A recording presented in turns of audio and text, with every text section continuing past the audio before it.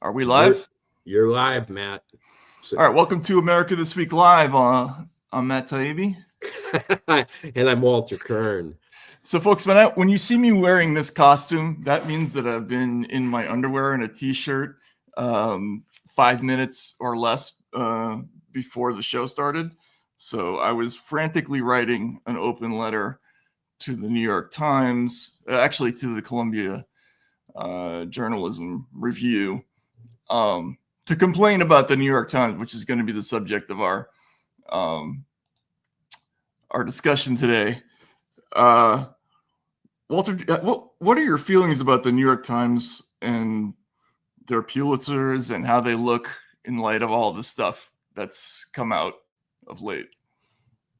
It's as though they're trying to construct a tiny parallel universe or a spaceship or some separate compartment of reality in which their readers, who have been led to believe that things are a certain way about Russiagate and that New York Times has been right, in every respect, despite, increasing evidence that not only are they wrong, but they're willfully wrong. And as the spaceship attempts to rival planet Earth as a habitat for certain people and so on, they're getting more and more desperate to convince us to move to it. It reminds me, of the way they used to advertise Western homesteading tracts of land. Come on, it's great here. The rain falls right at the beginning of the growing season, and the sun shines when we try to harvest. And so they're getting others now to vouch for them in the circular fashion that they probably acquired the Pulitzer in the first place, honestly.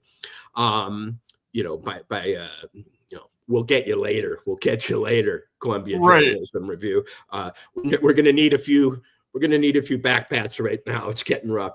And their readers are climbing aboard the spaceship, and it's taking off, and it's getting further and further, out of our atmosphere towards some distant destination. And people think that they can live there permanently, that it won't, that it's habitable. And so it may be the first, isn't there a word in Russian for internal migration when reality becomes, I've heard it said by Eastern Europeans that there's some term that describes when you decide you have to just go into an alternate an alternate universe because the regime and the orthodox description of the system is so, there probably is. My Russian is not, maybe I'm losing it, but So the SS New York Times is setting sail for Jupiter, and everybody's boarding it, and there are advertisements for how you can live on it permanently without reference to everything else. And so here they go, and that's how I feel about it. I never would have imagined that cognitive dissonance, the act of doubling down and reinvesting in your mistakes because your ego cannot handle correction, would apply to the world's premier newspaper, but it does. It's incredible. And so just so people know what the chronology of this is, I generally have had a difficult mental relationship with the idea of the New York Times in the last 8 years. I always kind of envied and disliked the Times, but I thought for all their attempts to kind of shade things and and run stories that are that mistakenly launch world events, like the WMD fiasco, or right. You still, as a journalist growing up, you still have this kind of reverence that's built in for the institution, because the New York Times, in your mind, it's like the Taj Mahal of newspapers, right? It's this institution that you're raised to think of as like a cathedral of the profession. And so I always thought, that they had the editors, the unlimited resources to cover anything. When they do a feature on it, it always looks great. They have fantastic photographers. They get on scene quickly everywhere. They got stringers in every corner of the world. And, as Magic Johnson once said, you'd be jealous sometimes, right? Like you look at that. But in the Russiagate period, they just went off the reservation. They did the WMD thing, like 5,000 times. And so, instead of one or two big errors, it was just repeatedly over and over and over again. And as a lot of this stuff has unraveled, particularly lately, because the Times published a critical piece about Putin preferring Donald Trump and working to get him elected in December of 2016. And that the basis for that is what's been unraveling in these disclosures by Tulsi Gabbard. In response to that, they're just doubling down. They had Charlie Savage run this piece about how, it's not that big of a deal. And so I took a shot at Charlie Savage last week and wrote a whole piece about, how a bunch of different details that had been kind of redone. And then almost on cue, the Columbia Journalism Review in the person of a guy named Bill Gruskin wrote a piece praising to high heavens the experienced beat reporter, Charlie Savage, and how he had thoroughly dissected and eviscerated the claims of Tulsi Gabbard and the other investigators. And I lost my shit, and I wrote an open letter, which is going to come out maybe even during this broadcast or at some point today. But it's on your Substack, right? It will. It's not up yet, but it will be. Will it be free? Will it be truly open? I mean, I guess it has to be, right? Yeah. I mean, an open letter should be dropped from bombers, with leaflets papering the countryside.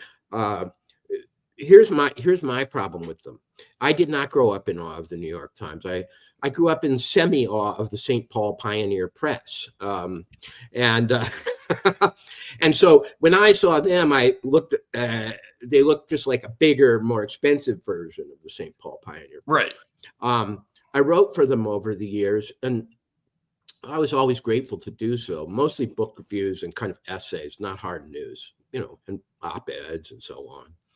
And I've got to say, I was able to feel the steady diminution of their powers and their resources by doing that, to the point where it was like, you got to check your own facts. What? I thought that was, you existed to do that. Right.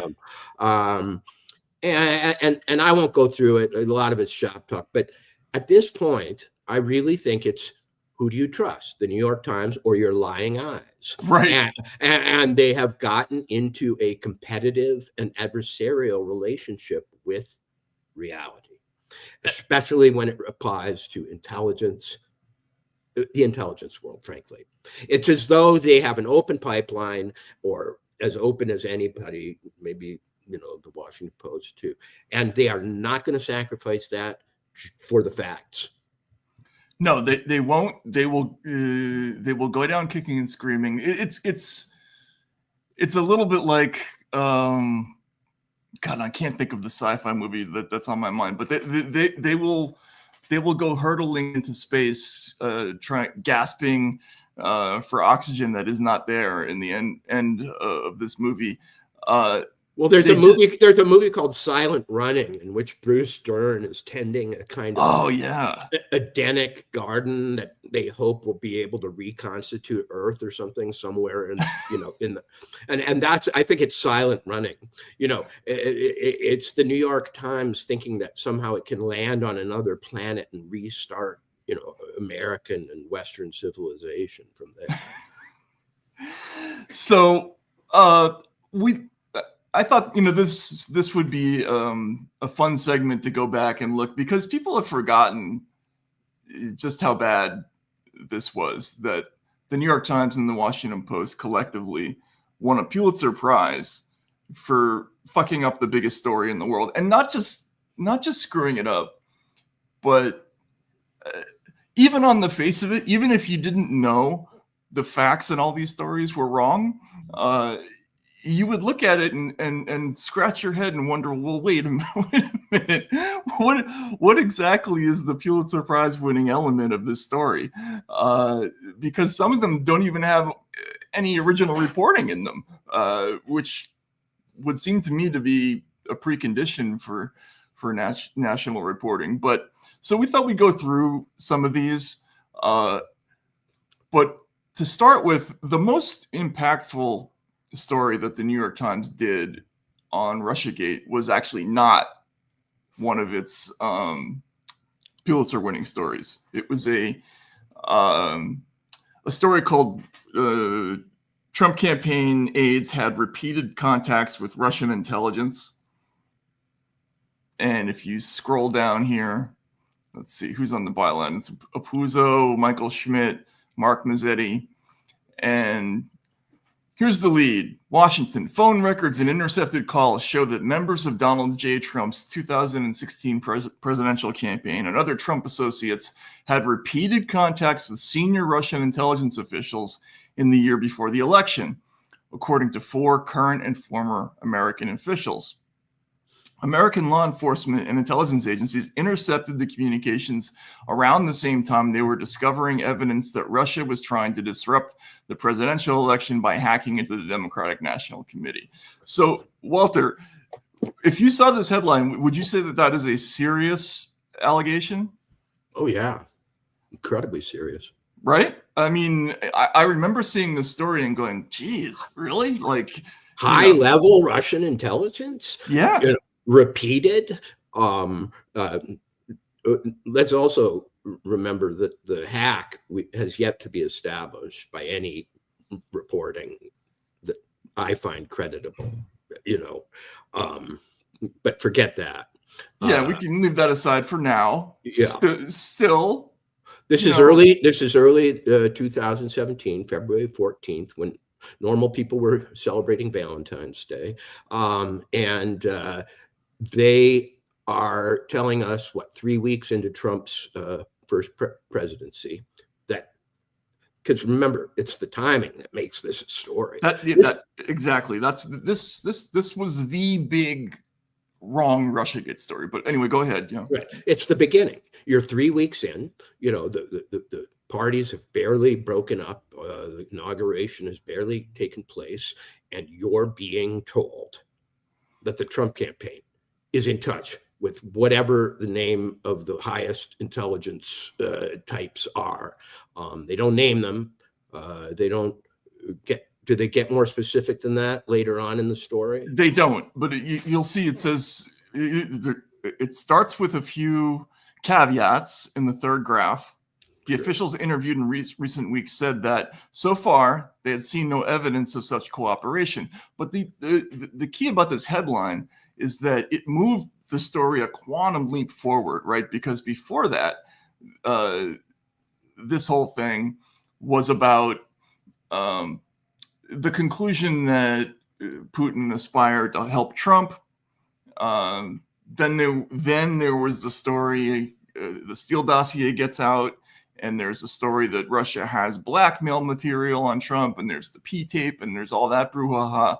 But this was the moment when suddenly there was a headline. Not only did Putin want to help Trump, but they were communicating at the intelligence level, right?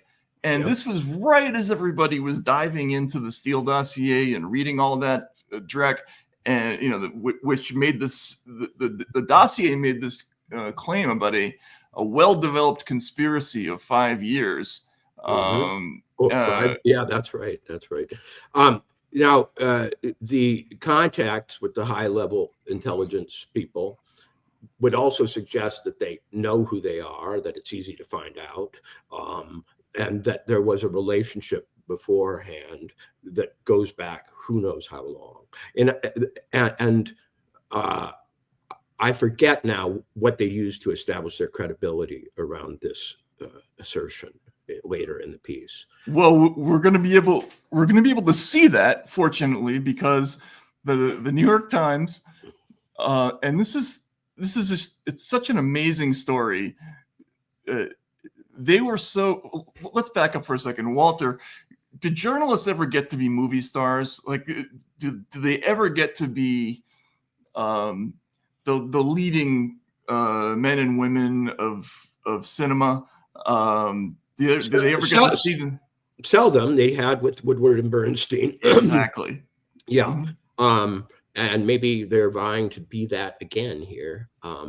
You know, so much of Russiagate, just as a side, is reverse Woodward and Bernstein, you know, where actually the journalists are the plotters, you know, and right. But they also want to be famous. And so, yeah, that's my answer.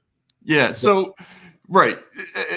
In order, Hunter Thompson once said that if you put a group photo together of the world's 10 best journalists, that it would be a monument to human ugliness. And it's true. Like, we're not a great looking group as a general rule. There's a lot of substance abuse. There's a lot of well, there used to be a lot of cigarette smoking. There are a lot of failed marriages. There's just a lot of stuff going on. But the only way usually that journalists get to be the hero in a story, because everybody hates reporters, right? Like, think of Die Hard when the, you know, Holly, the wife, decks the reporter in the end, and everybody in the theater cheers. The reporter is always the dickhead in the movie. Everybody hates the media, and, you know, usually for good reason. But they get to be heroes when they break a big story that matters, a story of national importance, and you know, that's what happened with All the President's Men. And the Times thought they were on this, so they invited a documentary crew for Showtime. Showtime was making a documentary, and this is all chronicled, by the way, by the fantastic Jeff Girth, you know, a longtime former New York Times reporter who wrote a magnum opus for the Columbia Journalism Review in 2023, sort of deconstructing all the bad coverage. But so they invited a crew in for a documentary called The Fourth Estate, and I got to go ahead to the ending of the story. The ending of the story is that months later, in June, James Comey will be asked in Congress under oath if this story was almost entirely wrong or not. And he says, yes, it is. It's almost entirely wrong. So there's a chance. It's right. Well, I mean, he was pretty definitive. It was a pretty and you'll notice, I mean, I didn't see, is there an editor's note at the bottom of that story now? There may or may not be. Doesn't matter. The story was knocked down. They never came back to it. It was always understood to be bullshit after that. But that wasn't known at the time. So Showtime is in there, and all these reporters, and you know, I feel bad. I don't know Mark Mazzetti or Apuzzo or Schmidt or any of these folks, but they're all in there and playing out the roles of the reporters just waiting to send the big story to print. So do we have that clip? Here we go.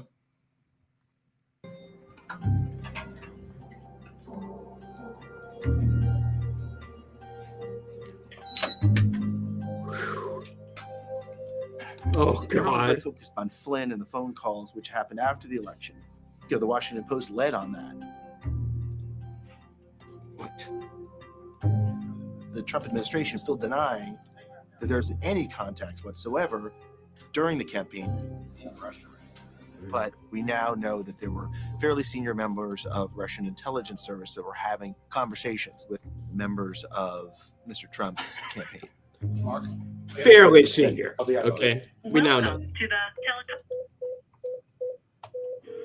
Will you guys give us the first 2 minutes on the story? The story is about intercepts that came up last summer that involved senior Russian officials Right. we will be very upfront to say we don't know where this goes, but it's at least interesting that there is this recurring There's theme Dean. of meeting. Here are the catalog of contacts that we've never reported before. We have a specific that is Manafort. And this is when Manafort was campaign chairman. Jesus. Right. Yeah, and I mean, what we're wrestling with, are we feeding into a conspiracy by mentioning this? But I think as No. long as your nut graph says, after you have some of these examples, that this sort of range of meetings, some of which may be completely innocent, but it still shows the level of contacts, and it still shows why this is something that is sort of continues to hobble them. So I think you can capture that. Wait, can we without pause that mentioning for a like every second? contact that says, So this is Mickey Mouse. This is a dream is a wish that your heart makes, right? Like he's trying to speak the story into existence by saying, yeah, but it's still significant because X. Right. That's what the editor is saying in this scene. Anyway, This is like homeopathy. We need a few more things confirmed to get the nail down. yeah, Yeah. is that reasonable? Can you pull that off? Oh, yeah. All right. How about for No, now? I mean, that's the plan. The plan is to do it today. Right. Okay. Wow. There he goes. Off to Yeah. get a coffee. He's going to be Yeah. up all night. Okay. It's not going to be easy to pull this off. What did he mean by that? Able to write it in time? What was the basis of their whole looks of concern there? so you heard them ask, are the exact quote, and again, you'll find this in Girth's piece. You see Mazzetti asking the editor, Dean Becket, are we feeding into a conspiracy? Quote, are we feeding into a conspiracy, unquote, with the, quote, recurring themes of contacts? And he said that, and he says that the scene that we paused on was where Becket is saying that he wanted to, quote, show the range and the level of, quote, contacts and meetings, some of which may be completely innocent, right, and not, quote, sinister, followed by a nut graph explaining that this is something that continues to hobble them. So even though they're actually they're dealing with contacts that may be innocent, they're not even suggesting that the contacts were conscious in the story if you pay close attention. And you have the reporter being conscious of this, that, hey, are we feeding into something that isn't there by leaning into this contacts theme too much? And the editor saying, the answer should have been a resounding yes. I mean, really, if you could go back in time and rewrite this scene according to, what is actually known since, and probably was known at the time, but what you're seeing is a kind of mass hysteria. It's like the Salem witch trial, where everybody's adding a piece about the suspicious behavior of somebody, and then finally it's obviously she's a witch. Right. Yeah, Witch! That's the Monty Python scene. right, Yeah. right. But but the answer is yes, they're feeding into a conspiracy. That's exactly what they're doing. In fact, that's what it's going to be shown now what's happening, frankly. Let's hope that the New York Times doesn't have communications that are damning in some way that are to come. I'm not saying there are, but Well, they look. One has to using the Times's own standards of evidence. One could say now, the New York Times had contact with the conspirators in the Russiagate hoax. Did they not? They had high-level contacts with the conspirators, with the alleged conspirators in the Russiagate hoax. Mm-hmm. I mean, we could run this whole thing backwards on them. Right. We know now that the Clinton campaign and George Soros's minion, that Bernardo guy, aspired at least to have the media amplify the hoax. Did they not? They talked about it as a certainty. The FBI will throw more oil on the fire after we get to the media. I mean, sadly, the existence of this documentary may be partly driving what they're doing now, because there they got themselves on film, like not asking the questions.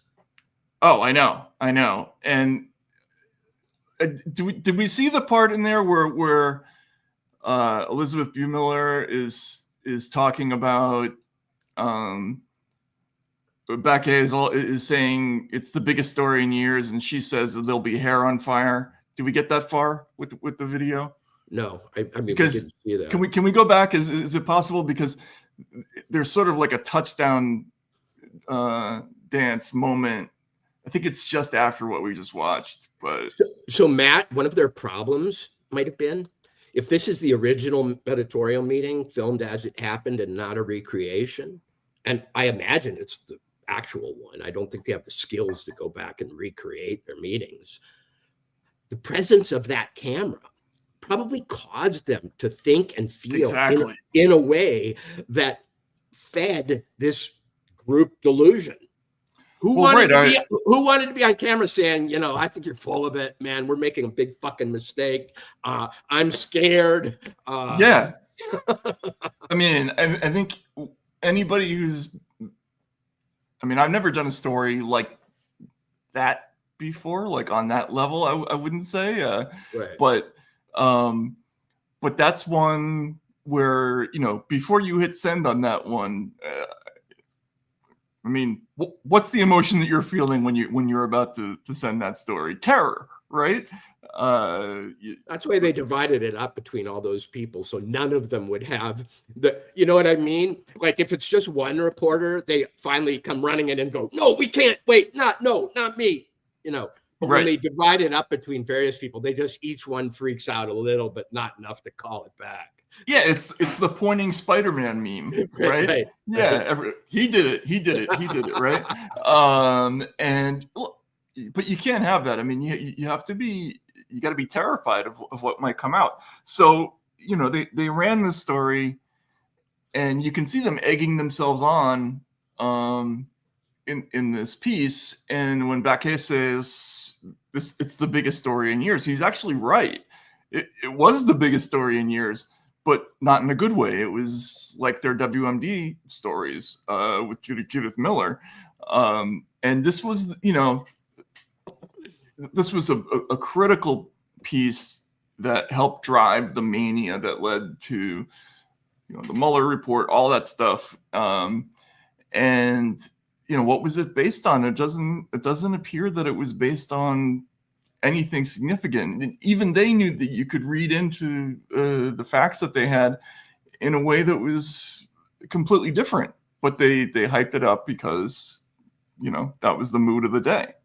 And I think they believed it too on some level, but you know, that's an interesting thing though. They had fractional belief, you know, which it was distributed among a lot of people. But it's not. I don't know that it was strong belief. It was only when they got in a room together and turned on the cameras, even, that the fractional belief, you know, rose to something stronger, more convincing. And I think you're really seeing forensically a study in delusional group thinking and aspirational thinking. The prospect of the biggest story, I think, was drawing them forward, you know, like a tractor beam.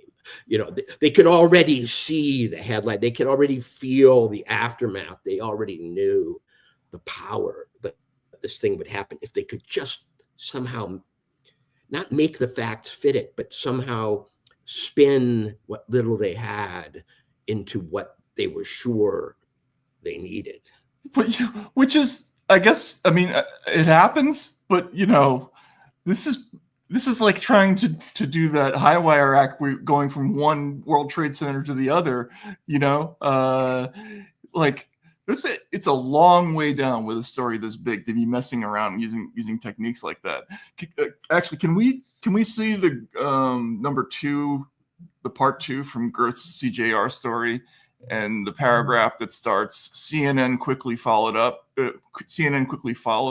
because this is this is kind of devastating. CNN quickly followed the Times story with a more modest account, noting Trump advisors had been in constant communication during the campaign with Russians known to U.S. intelligence. The White House, a few days later, told reporters that the two top FBI officials, Comey and McCabe, had privately told the White House that the Times story was inaccurate, with McCabe calling it bullshit. This was consistent with Strzok's analysis. Peter Strzok, in his text messages, is the infamous text messages. He's actually, if you go up 2 paragraphs there, you can see what it says. We are unaware. Here it is. We are unaware of any Trump advisors engaging in conversations with Russian intelligence officials. So this is the guy who led the Crossfire Hurricane investigation, saying, "What? We don't know of any of that shit, right?" Who were the 4 sources for this story? Well, they don't say. I mean, there are rumors about what they are, but and there, the scene does go on to show a phone call to someone, but unfortunately, we can't definitively talk about that. No, but none of the 4 sources have ever come forward. Not that I know of, but certainly, if one doubts that it came from the FBI side, let's put it that way, because you can see what the FBI people are saying. They're like, what the fuck, when they're blindsided by this thing. So yeah, again, if we scroll down, CNN quickly followed, blah, blah, blah, bullshit, and et cetera, et cetera. And then this was consistent with Strzok's analysis, but the FBI, following custom, stayed silent.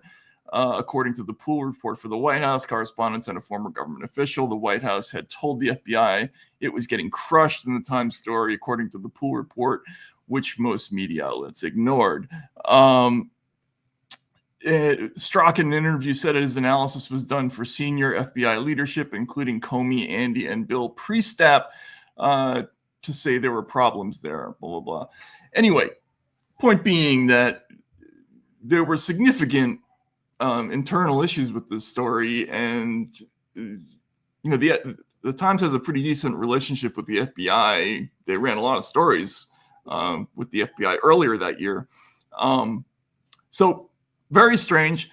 But that's not what they won the Pulitzer Prize for. We can go through a couple of the other ones, mainly because they're funny. But okay. So I want to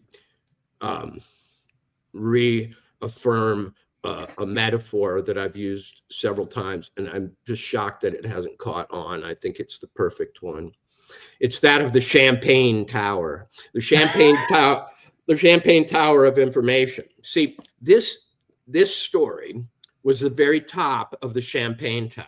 Okay, they poured glug glug glug glug glug into the top glass, and it came down through CNN and da da da da and all the other ones. So it not only filtered down through other organs, it was also the Champagne Tower in time terms. Mm-hmm. Their Pulitzer Prize winning story later to come would really not have been possible without the creation of this river that they start here. You know what I mean? Right. This was the attention getter. This was the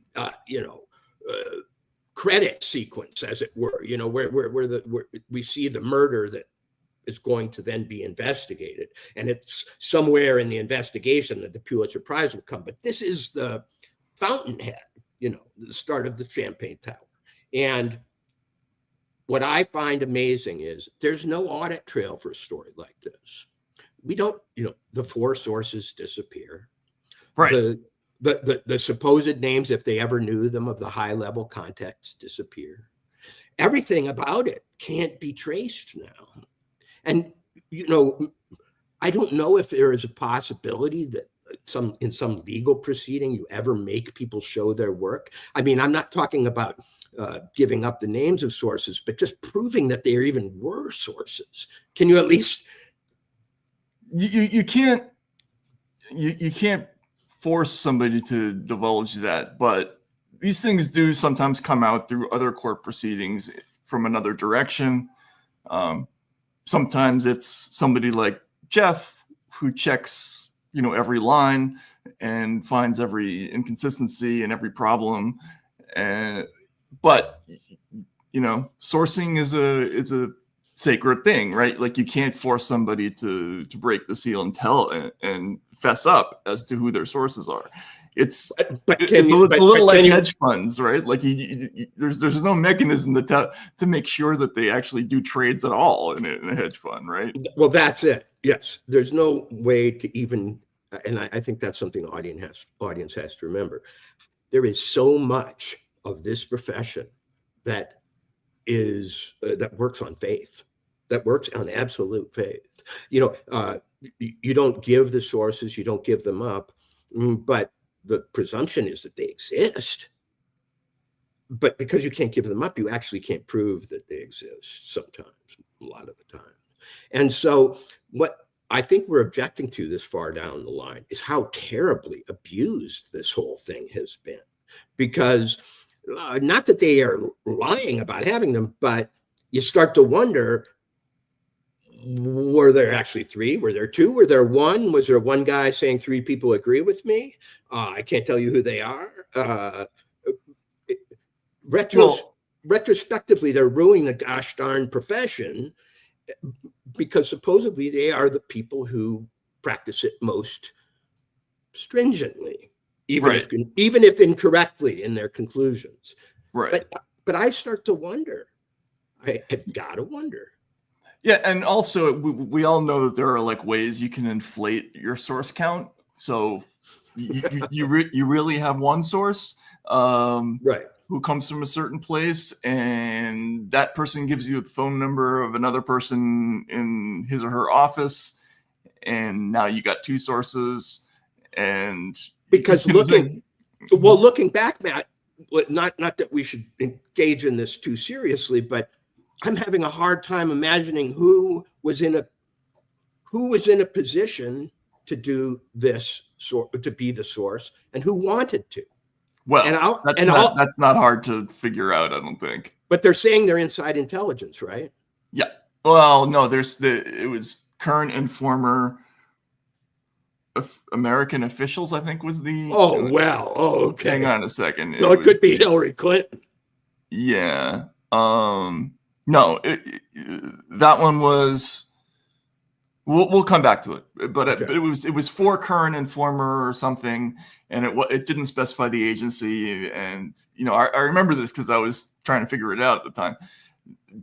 Now I think we can go back and discern that it could really only have come from a couple of places, but still, it doesn't really matter in the end. What matters is they just sort of wanted it to be true, and this thing was out there.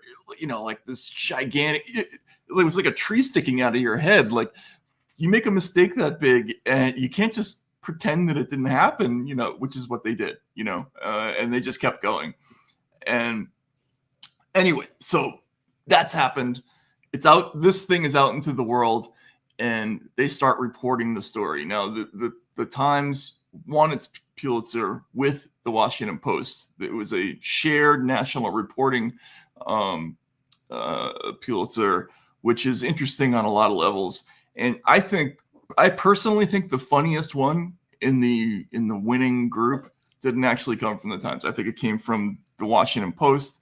And Mr. Producer, I sent it to you. It's the FBI once planned to pay. Here we go. FBI once planned to pay former British spy who authored controversial Trump dossier.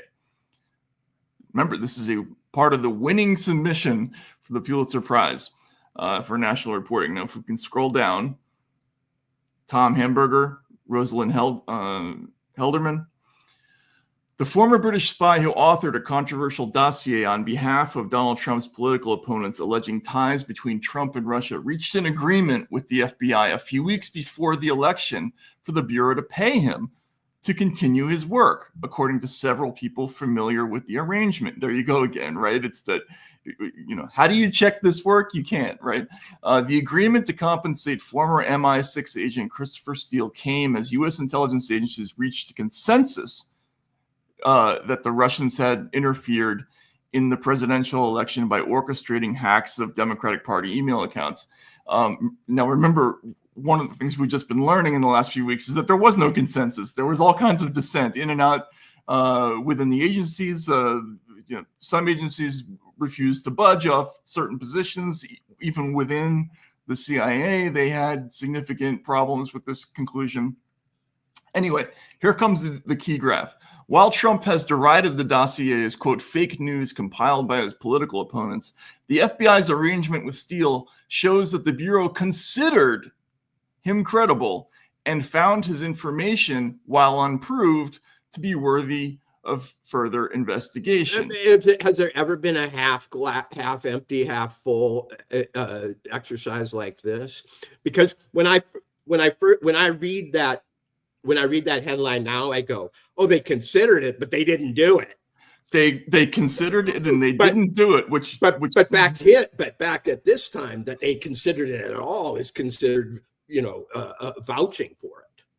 Well, right. So this is like one of the all-time contortionist acts. They considered it. Now, why is that in past tense?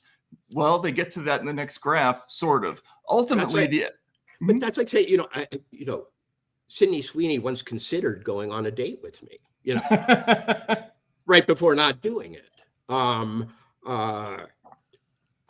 mean, this is when we started getting into a kind of reporting that I remember at the time being really surprised by, which was the reporting about intentions or guesses at intentions. And that's what the story all comes down to, frankly, because way back at the beginning is this aspiration, a guess about an intention.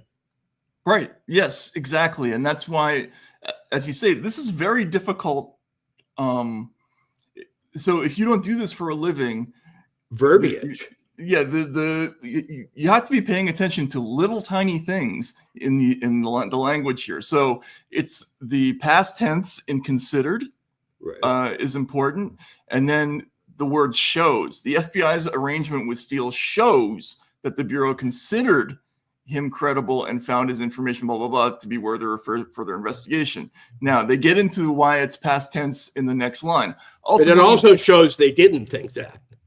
Right, exactly. Ultimately, the FBI did not pay Steele. Communications between the Bureau and the former spy were interrupted as Steele's now famous dossier became the subject of news stories, congressional inquiries, and presidential denials, according to people familiar with the arrangement. What that mean, in human language, what they mean by interrupted was Steele was fired for lying to the FBI about his. And remember, the Times knows that they rejected that. At this point, they're writing this. They themselves rejected reporting on the Steele dossier. They did at almost that exact moment. In fact, this is right around. So Steele was fired at in the beginning of November. I think it was November 1st. And by the way, I made a mistake in my last article. I said November 17th. It was November 1st. So fessing up, it's in there. Editor's note. It was November 1st, 2016. He was fired for cause. And that was right after a New York Times story. You're right, by I think it was Eric Lichtblau and somebody else on the 31st of October that basically trashed the Steele dossier or refused to embrace it. But the key thing is, they're people familiar with the arrangement, people familiar with the matter are telling them, well, we considered it credible before we fired his ass for lying to us. And incidentally, this was also after he had been interviewed by a State Department official who found all kinds of shit wrong with his reports, including the fact that the supposed master spy didn't know that there was no Russian consulate in Miami. And she had contacted the Attorney General's office about this. So the FBI already knew not only that he lied about his media contacts and was unreliable, but that there were problems with the report by then. So this is a story, like, can we scroll back up to the top? This is a story that's actually about about Former the British opposite. spy who authored controversial Trump dossier fired for cause. That's the real headline, and Right. they inverted it. And the whole reason that this show of confidence, in other words, this decision or this intention to pay Steele got interrupted, was because they found out it was bullshit. Right. But Right. they make that sound like it was some deus ex machina that prevented them from showing their confidence, which they would have done had that interruption not happened. But the interruption was about no confidence. And yes, and by this time, by late February of 2017, the FBI had already started dispatching people to investigate who Steele's sources were, and started to interview the primary subsources, and they were learning things like it was internet rumor, it was stuff we were talking about over beers, we were joking around. It's, you know, when the primary subsource found out that his story about the P tape had been described as confirmed by him, he flipped out and he's like, "No, I didn't confirm anything." So the FBI already knew that whole thing was completely screwed by the end of February, certainly. So this is winning the Pulitzer Prize for drawing the exact opposite conclusion to the truth and being burned by your sources. This story, right? Okay, exactly. See, we're operating on two different tracks of incredulity here. You are informing the audience. Right. I'm sorry. Or just going along with horseshit. Right. Going along with horseshit. But my incredulity is based in my utter astonishment and perverse admiration for the framing of the thing. I mean, it's a little like saying, Walter Kern and, Princess Diana plan, or no, my wife, plan a life together. And this plan was only interrupted by our divorce. That's right. At one point, the marriage looked like it was full of hope. Right. No, but I mean, it's to privilege the plan over the fact that the plan wasn't carried out for cause. I mean, they themselves by this time have rejected the Steele dossier. They don't do a New York story on why they rejected it, but to me, the key and crazy fantasy point is when they say that the only thing that stopped this payment from going through was this weird interruption. Interrupted. The interruption was deciding not to do the payment. And in other words, the interruption was, it got out into the press, but I mean, it's not that the Pulitzer would on the face of it, not even judging the quality of the reporting, could give a story like this with this sort of tortured and tortured use of logic, this kind of journalistic sophistry, and so on, was a great leap forward in terms of, bestowing laurels on nonsense. The thing is nonsense on its face. Right. Yes, exactly. And they just kept going with it. Which is just incredible. Do you get a picture of two? Oh, what? Go ahead. Sorry. I was just going to say, can we look at mystery producer? Can we look on dictionary.com or something like that for the word interrupt or interruption? Because there's another issue with this. It's a small thing. I know it's a nerdly thing to worry about, but I think it's also key. Let's see. Hang on a sec. I mean, to me, my head is just spinning. It's like saying Walter Kern would have been immortal, but only his death prevented that. To cause or make a break in the continuity or uniformity, to break off, cause, or to cease. Okay, so I thought possibly interrupt had a connotation of stopping something that would restart. Well, it does have a connotation of that. The thing would have gone on had it not been interrupted. And right. I mean, when you interrupt a conversation, it doesn't mean end. It doesn't mean terminate. They didn't use the word terminate. They didn't use the word end, actually. Right. Matt, think about it. They did, in a way, want to suggest continuity. They wanted to say this was an arc. This was a flight that could easily have continued. If they just said end, then you would have gone, oh, well, that would have been the honest word. Right. Right. Yes.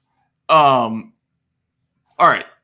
So I mean, that story is ridiculous beyond belief, right? Like just it's just pure semantics. It's taking something that means the opposite and turning it upside down and just kind of saying, you know, pretending you don't hear what the actual meaning is.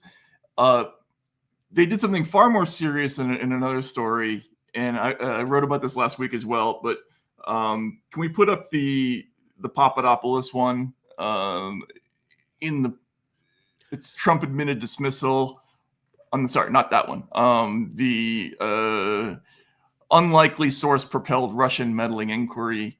It had a different title on the actual newspaper. Here we go. All right. How the Russia inquiry began. And this is going to bring us back to now, because the Times rewrote this story again last week in talking about Tulsi and going after and talking about all the things that she got wrong, et cetera, et cetera. So this was another huge story. How the Russia inquiry began, a campaign aide, drinks, and talk of political dirt. I want people to focus on three words here: Russia. Actually, I guess it's only two: Russia and dirt. But there's also, let's look at the lead.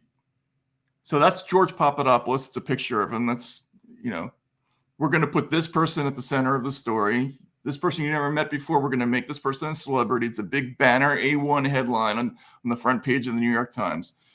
All right. Now let's look at the first two paragraphs of this. During a night of heavy drinking at an upscale London bar in May 2016, George Papadopoulos, a young foreign policy advisor to the Trump campaign, made a startling revelation to Australia's top diplomat in Britain. Russia had political dirt on Hillary Clinton. Almost 3 weeks earlier, Mr. Papadopoulos had been told that Moscow had thousands of emails that would embarrass Mrs. Clinton, apparently stolen in an effort to try to damage her campaign. So, what's not right about this story? Everything is not right about this story.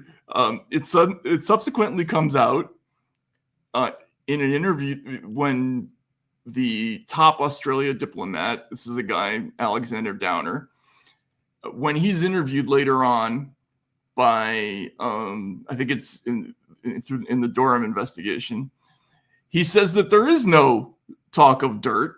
There's no talk of emails. And there was never any talk about an offer of any kind. Also, what do you notice about those first two paragraphs, Walter? There's no attribution in them at all. So this is a Pulitzer Prize winning story that offers unattributed facts. So not only, we're not even talking about sources familiar with the matter or something that you can't check. Like, it's always suspicious when you can't check something, but it's even weirder when they don't even put a placeholder in there to tell you what the source is. But the key facts are dirt and thousands of emails, because the thousands of emails is the key fact, because that implies foreknowledge. Sure. Turns out not to be true. Well, what have we just learned about all this? What have we just learned about all this? Well, one of the things that we just learned about is that this was not really the start of anything. That as we discussed on the show last week, the new declassified part of the Durham investigation shows that there was maybe the Trump part of this investigation technically started with this, but there was a huge narrative about Russia and emails, and there was an intelligence investigation that started significantly before this. Right. Also, and there are a number of facts around this that get become even weirder as time goes on. But so they do this story. They make a celebrity out of George Papadopoulos as the kind of patient zero of Russiagate. So, no, but I just want to establish for the audience, the people who maybe don't follow us Right. in granular detail, that not only was the other person in this conversation, did they testify that they didn't talk about this? Number two, it was not the beginning of anything, we are learning. It couldn't have been the beginning because they were already concerned about this, talking about, all kinds of other ways in which the Russians, might have intercepted stuff. There's just not one fact besides the fact that they got together and had drinks for reasons we don't understand either, because why was this low-level guy and the top diplomat get together for heavy drinking like they're best, fraternity brothers? Why did they get together, by the way, Matt? Was it an accident? No, I mean, we don't exactly know that, and that's another sort of unknown with all this that is irritating. So the reason that I'm sorry, I'm distracted because big news just came over the wire. Can we put that up on the screen? DOJ launching grand jury investigation into Russiagate conspiracy allegations. Sources. Let's see what it says. Attorney General Pam Bondi directed her staff Monday to act on the criminal referral from Director of National Intelligence Tulsi Gabbard related to the alleged conspiracy to tie President Donald Trump to Russia, and the Department of Justice is now opening a grand jury investigation into the matter, Fox News Digital has learned. Bondi ordered an unnamed federal prosecutor to initiate legal proceedings, and the prosecutor is expected to present department evidence to a grand jury to secure a potential indictment, according to a letter reviewed from Bondi, reviewed by Fox News Digital and a source familiar with the investigation. Now, so they're, look, unnamed sources are what they are. You got to take it with a grain of salt, but they're telling us that a grand jury investigation has been opened, and that's easily enough confirmed or not with time. So we'll see if that's true. A DOJ spokesperson declined to comment on the report of an investigation, but said Bondi is taking the referrals from Gabbard, quote, very seriously. The spokesperson said Bondi believed there is, quote, clear cause for deep concern and a need for the next steps. So, look, I mean, there you go. Really, there you go. This is the shoe that we've been waiting for, right?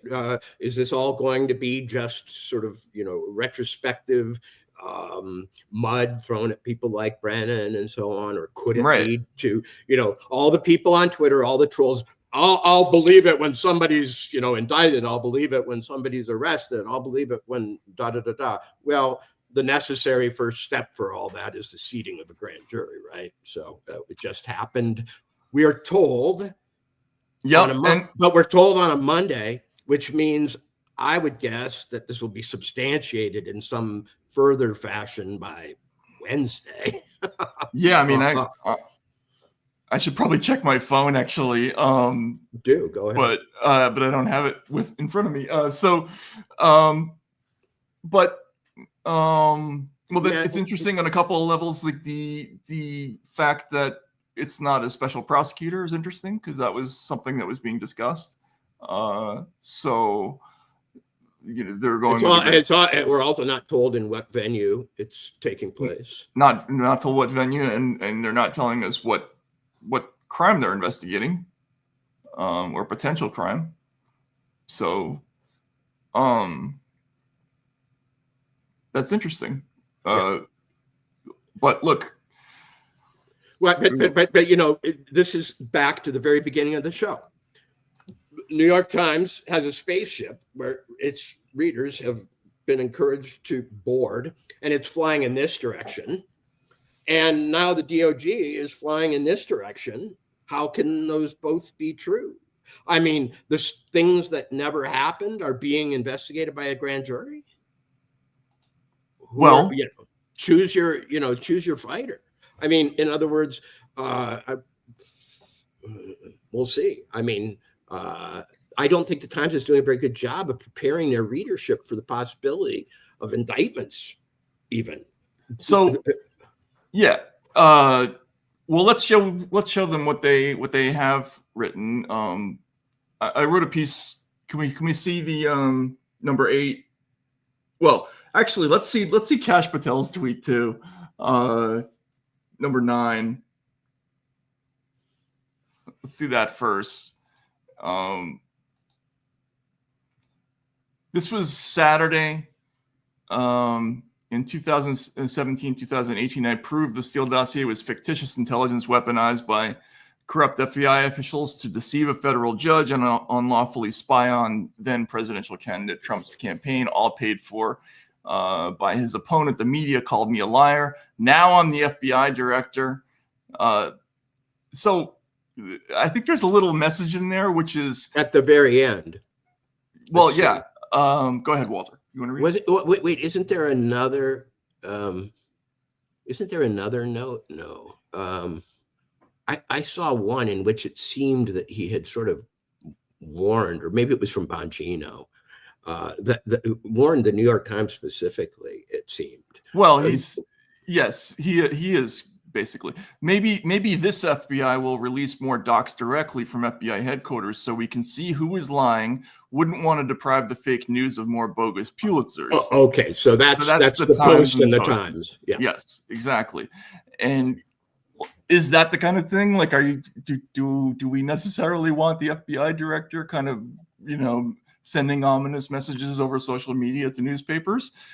I don't know. Probably, like decorum traditionally would say no, but I understand why he's upset. It also depends on what they've got. I mean, it depends on what they've got. To me, that this is what's really being threatened here is not just we're mad at you, but be careful going down this road any further. We can prove that you're full of it. Yeah, and that's, what's the propriety of that too? I don't know. But people it's make my day. It's make. Do you feel lucky? Do you feel lucky, punk? Exactly. That's what this is. And why is he doing this? For people who don't know what the context of this is, remember Kash Patel was originally became part of this story in 2017. He was hired. He was brought in by then chairman of the House Intelligence Committee, Devin Nunes, to investigate the origins of Russiagate. And the first work product that he put out was this thing they called the Nunes memo, which was denounced by everybody. Every single news outlet put out stories talking about how it was a fake thing. Like even the Times had put out an article saying the Nunes memo was all smoke, no fire. They even cited Hamilton 68 to talk about how Russian bots loved it, and they called it a fake scandal. And none other than Charlie Savage wrote an annotated version of the Nunes memo, which said all kinds of things that were later proved to be incorrect about Kash specifically.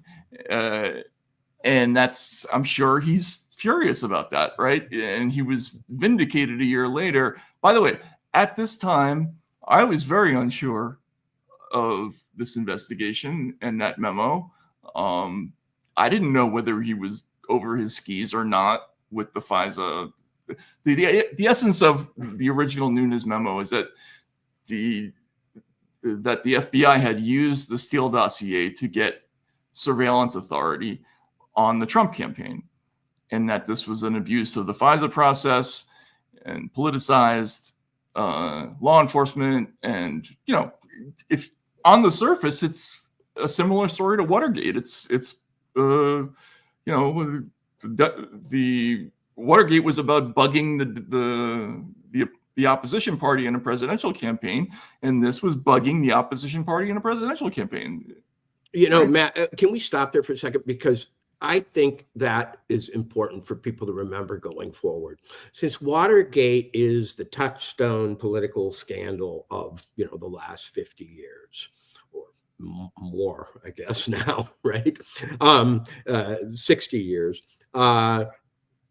We've got to remember what Watergate was. It was about invading the opposition, you know, surveilling the opposition, doing so without cause. It was about a break-in into an office. Now that's a very colorful, photogenic incident, an actual break-in. But we actually, in this case, have had a raid on Mar-a-Lago. If you go down the line, and if you would agree that perhaps there is some contiguity between that raid and these events, which I think has been at least raised as a possibility. So you had an actual raid on the guy's home, not some office in a, you know, apartment complex. You have FISAs, which are at least as fertile. Oh, much ways. more. Yeah, I mean, Much more powerful. Yeah. FISA isn't just like breaking into a room. FISA is every room anybody who's been in that room ever goes in again, and then the rooms that the people they know go into. Right. You get a window into everything when you get a FISA. Exactly. And you know, just because it's so, you can put it in a graphic novel when guys like tape over a lock.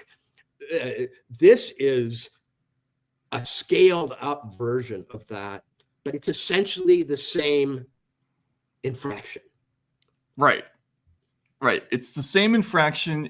The problem that people have conceptually with this is that Watergate even looked like a crime. Right. You could put it in a movie. Yeah.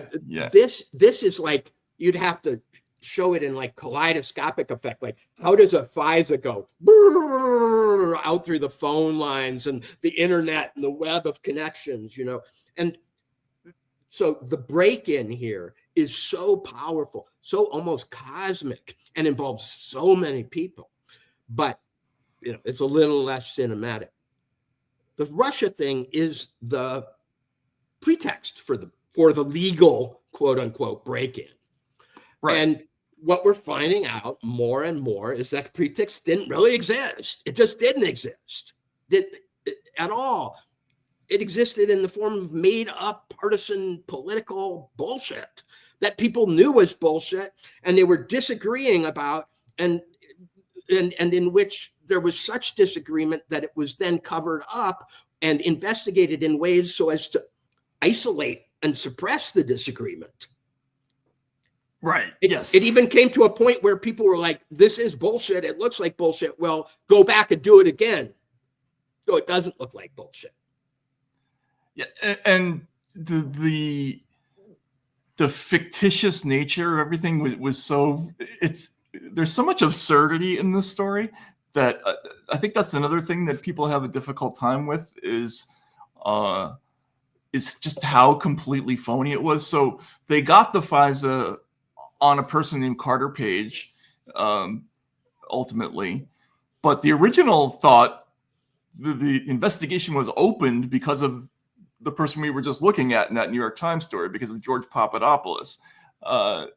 They opened the investigation because of that conversation about Papadopoulos. And very quickly, they determined that Papadopoulos was not the person that they were that they could use to go forward. In fact, can we open up number 8? This is the story that I did last week on the Times. And you scroll down to the part where you see the little picture of the testimony by Deputy Director Andrew McCabe. Here it is right there. So here's Trey Gowdy asking, a congressman asking the former deputy director of the FBI, why didn't you seek FISA authority on Papadopoulos? Why not seek coverage of Papadopoulos? Why Carter Page? It seems you have a history with Carter Page. You had a pretty discreet comment by Papadopoulos. McCabe, we did, although Papadopoulos' comment didn't particularly indicate that he was the person that was interacting with the Russians. So that's a decision they made just weeks after opening the investigation into Papadopoulos. They dumped and implying that Carter Page was the guy who had interactions with the Russians. Yes, and so they had to scramble and come up with a new justification for a new target, and that's why they needed to use the phony research, because they didn't have anything on Carter Page, and he was, among other things, had worked with the CIA before, was in good standing with them. They left that out of the warrant application, and so they committed a crime there, and then they got FISA authority into the whole thing. And okay. Can we stop for a second? Just remind, what does FISA authority allow?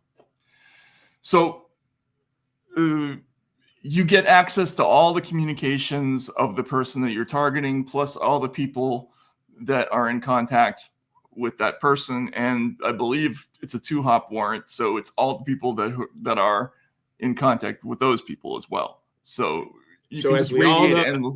Yeah. So as we all know from the Kevin Bacon game, yeah. 2 hops gets you a long, long way. Everybody you talk to, everybody they talked to, is that the 2nd hop? In other words, it's not just, you don't just get my wife with me. You get everybody she talks to. Right. Yep. That's right. That's why this is so crazy. That they got full, basically full visibility into the campaign, and this is another reason why, remember everybody freaked out like when Trump said they're bugging my office and everything. Well, they were kind of right. I mean, it wasn't a bug, but they had FISA visibility into the whole campaign, and there were other but my point is beyond the campaign. Right. There's their social circle. Right.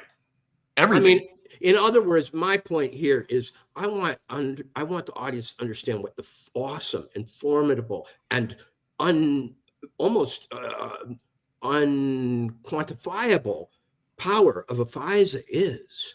It's not just, we're going to listen to this guy. It is a spreading privilege that allows you to look into the communications of a vast web of people, including the children of the candidate and the friends of the children of the candidate, and so on. And that it could be awarded on the basis of nothing should scare the hell out of people. Yeah, because when you get a search warrant to get into somebody's house, like that's public. You have to put in the warrant, like why you think you need to search somebody, and the judge has to approve it. Yeah. Imagine there was a search warrant on my house that allowed them to also search your house. Right. Yes. And also search the houses of the people you talk to. And that's what it is. And it's secret. The FISA process is so secret that when they finally looked at this, remember Congress got wind of this whole thing, and finally in secure rooms, people got to see the actual warrant. And there were people in some of the committees, actually, I can just say it. There were people in the Judiciary Committee, Senate Judiciary Committee, who saw a FISA for the first time. Like, despite having oversight over this exact thing, like, this is something that nobody had ever seen. It's so secret that even people who are on the very inside of these processes. It's so secret that its existence is semi-secret. Right. Yes. Yeah, and most people don't know that this exists. That this is an old law. It goes back to 1978. Like if you're the target of a foreign intelligence surveillance authority warrant, the FBI can go in and out of your house without telling you. They don't have to leave a note in the door saying they've been there, right? They don't have to tell you that your phone conversations are being monitored. And that, I mean, it may be obvious to people, but one of the reasons this is about Russia is because Russia is foreign, and Russia allows FISA because there's that first word in FISA, foreign, and you've got to have a predicate that is international. I think one of the problems for people understanding the gravity of this story, or why people like you and me are so into it, is that they don't quite have a sense of the awesome power that was unleashed by these deceptions and by these, news stories, which were often used to justify further FISAs, were they not?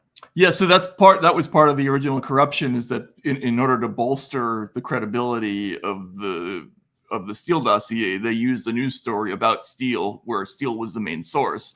Right. So they were buttering their bread twice essentially, and but yes, and in a way, it's kind of surprising they didn't find more shit about Trump. I've always thought that. My God. I mean, I don't want to give anybody ideas. Right. But like, Matt, come on. How many people do you know who could survive this dragnet? And whose friends could survive the dragnet? I mean, it's crazy. I mean, I'm 1 degree of separation. Probably, at one time I was friends with a guy who was like a murderer, and I didn't know it. I mean, what? And one can only imagine what kinds of conversations go on with, Donald Trump, right? And they had visibility into this person for a long time, right? So one of the reasons that this story has always haunted me is I think, what did they actually get that might not have been germane to this story, but about that they could use in other ways? In other words, this level of it, this intelligence surveillance umbrella that they were able to unfold over this social network, maybe didn't yield much about Russia, but what did it yield? And where does it go? Where does the other stuff that isn't relevant to your investigation go after a FISA is instituted? They keep no file on it? Do they keep? I actually don't know the answer to that, but this has been a problem. There was, while this was going on, there's a whole subplot about how the NSA was examining the misuse of FISA by the FBI at this exact time, and there was a back and forth that played out in court about all kinds of abuses. Like, for instance, what can't you do legally, like, or you're not supposed to do? There's like a thing called parallel construction where you're the FBI, you're investigating a drug dealer, and you're not getting anywhere. So you get a FISA on somebody, on the person through some foreign connection somehow. You find out all kinds of things. Obviously, you can't use that evidence, so you go and you parallel construct the prosecution. You go out and you build the case all over again. It's like getting a peek into somebody's house, then getting a warrant, going into the house and getting it, right? So this is one of the things that people have long worried about, or at least before Trump, they worried about these kinds of abuses, right? Once this became a Trump story, people suddenly were all about FISA. They loved it. And its secrecy almost became its dignity in some ways. Something so important, so absolutely superbly conceived that it must go on in secret. To judge it. Then we started to get details about how often the FISAs are, refused, which is like never. Right. Oh no, they're basically never. It's some ridiculously small number, like 3 times a year, or maybe even less. I don't even know. But I don't have the stats in front of me. But it's it's some minuscule percentage that's below 1%. Let's put it that way, right? And even that is used as evidence of the uniformly high standard of documentation that must be, it's so good that they're rarely refused, instead of Right. that being evidence of it. You don't have to really do anything because it's always yes, it's a rubber stamp. And again, because I really think going forward, there's a lot more chapters to come, but people need to understand why this is so important. This is the abuse of some of the most awesome powers ever given law enforcement in the history of the United States. And they were predicated on some made up documents, the Steele dossier. And they were burnished by the Steele dossier being reported on in certain places, as though that lent it credibility. And what you just said is this caused a turnaround in our attitude toward this developing surveillance state. Suddenly it was a good thing because could be used against Donald Trump. It's almost like if Trump didn't exist, the people behind this set of tactics and strategies for state power would have had to invent him. He was the all-star supervillain that allowed for the deification of the FISA process, among many others, and also the degradation of the journalistic process. Right. And that's really what this is about. It's the fusion of all of these things into one big mess. Is abuse of power. Once upon a time, maybe the Times says, we can't run this shit. We don't have anything. But during this time, there was a different vibe in the air. It was like, well, let's just run with it. Everybody is, right? And so they just started putting this stuff out. And as one of our listeners pointed out, it was a self-licking ice cream cone. It just, the allegations created more stories, created more allegations, created more stories, and they just kept piling and piling and piling. And it was this huge thing. And the weight of all of this is still kind of hanging over us. And that's what this current fight is about. That's what this grand jury investigation is going to be about. Just to close the loop on that Papadopoulos story, drink, for those of you who are playing the game of drink whenever Matt says Papadopoulos, because I saw that was going on. Remember, the key elements in that story were drinks, dirt, Russia, thousands of emails. See, the only word I see in that headline is began. Because as a storyteller, I know that began is the most important word in anything. My love affair began when, and that, of course, is the fictitious word in the story. It's not where anything began. And I want people to recognize going forward the kind of tricks that will allow them to spot this in the future. And when you see that some complex process it has a supposed beginning that a newspaper can identify, well, don't necessarily run, but start asking questions, because identifying the beginning of any story is really, really hard. Every time you read a novel, you go, yeah, but it wasn't really before. It wasn't when they met the love affair started. It was when the guy first saw a girl like that in a magazine. Right. And so on. So whenever I see somebody claim definitively that they have identified the beginning of some narrative, that's when I ask the question, how do you know? Why do you think so? Is it true? And so on. Right. And Brennan, this was always given as the official reason for when it began. But even before recently, we had testimony from Brennan talking about how he had triggered the FBI investigation.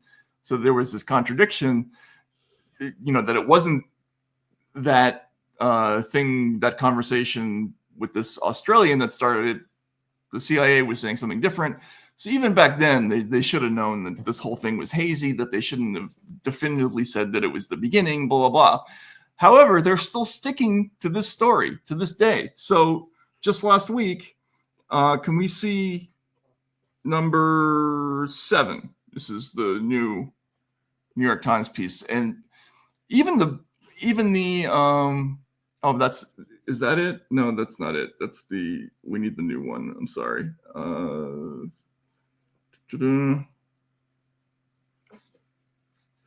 Nope. Sorry, Mr. Producer. I'll send you the real thing. Hang on a sec. But hang on a sec.